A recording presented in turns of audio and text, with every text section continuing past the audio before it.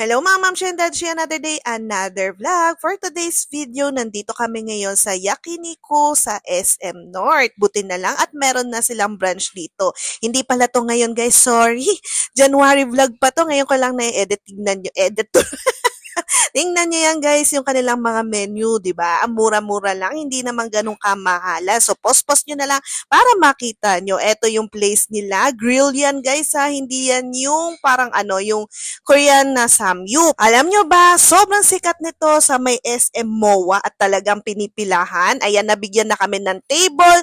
Tapos pipili kayo ng mga pagkain nyo through sa cellphone na i-scan. Meron din silang mga condiments dyan na pwede nyong pagpilian sa pagtimpla nyo ng meat. So, ayan na nga, nakapili na kami lahat.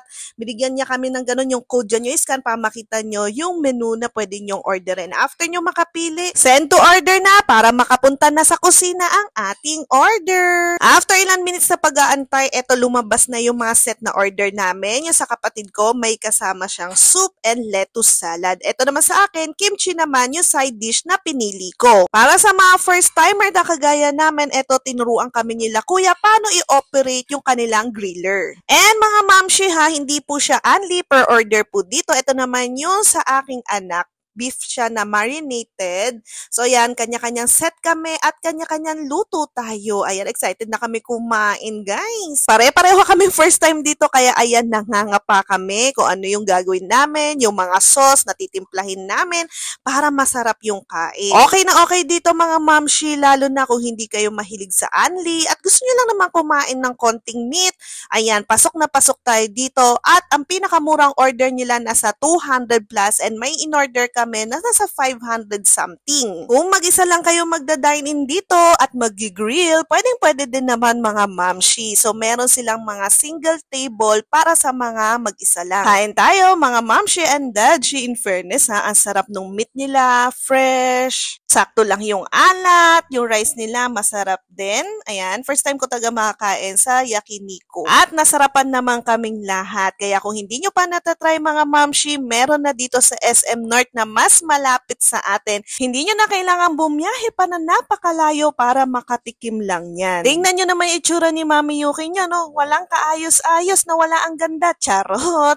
Kasi nga, first week po yan ng January. Galing kami sa mga trabaho namin tinda-tinda, puyatan, 2 to 3 hours lang ang tulog. Kaya ayan, mukhang wala sa wisyo. Tignan nyo kung gaano karami yung isang order ha. In fairness naman, kung hindi kayo matakaw, alam nyo yun, gusto nyo lang makatikim ng meat, ang isang order, pwedeng-pwede na rin. And pwede rin kayo maghati sa sa ibang order ng inyong kasama. Yung miso soup nila, masarap. Yung kimchi nila, so-so lang. Etong salad nila na lettuce, masarap-sarap din naman. So, ayan, ine-enjoy na lang din ng aking anak. Ayan, lalo na yung aking anak, hindi nila kayang mag-ali. So, sayang yung perang ibabayad sa kanila. Kaya yung mga anak nyo, kung mahilig sa ganyan na grilled meat, pwedeng-pwede nyo sila dalhin dito kasi for only 200 mahigit, 300 plus, ayan, makakain na sila. Ngayon na ine-edit ko, naglalaway tuloy ako at namimiss ko na yung pagkain dyan. Kaya babalik kami ulit sa Yakiniku. Kaya pala sobrang hype niya at pinipilahan sa SM MOA kasi naman masarap at sulit pa. Hindi siya ganong kamahal. So, ine-enjoy na din siya ng aking mga